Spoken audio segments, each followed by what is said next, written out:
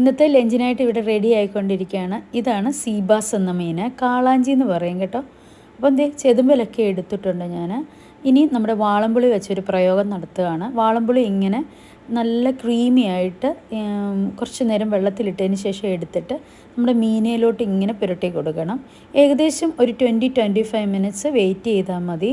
അപ്പോഴത്തേക്കും നമ്മുടെ ഈ അഴുക്കെല്ലാം ഇളകി വരുന്നതായിരിക്കും. കണ്ടോ, നൈഫിട്ട് അങ്ങോട്ടും ഇങ്ങോട്ടും ഒന്ന് തൂത്ത് കൊടുത്താൽ മതി കേട്ടോ. നിങ്ങൾക്ക് എല്ലാവരും തന്നെ ഇത് ചെയ്യുന്ന ആണ്. നിങ്ങൾ പല വീഡിയോസ് കണ്ടിട്ടുണ്ടായിരിക്കും. എന്നാൽ ഞാൻ പരീക്ഷിച്ച് നോക്കി നല്ല സക്സസ് കിട്ടിയിട്ടുള്ളൊരു കാര്യമാണ്.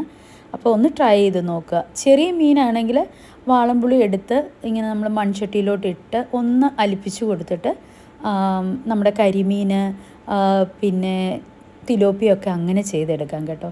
അപ്പോൾ നിങ്ങൾക്ക് നല്ല നീറ്റായിട്ടുണ്ട്, നല്ല വെളുത്ത് കിട്ടിയിട്ടുണ്ട്. കട്ട് ചെയ്യുക, ചട്ടിയിലാക്കുക, കറി വയ്ക്കുക.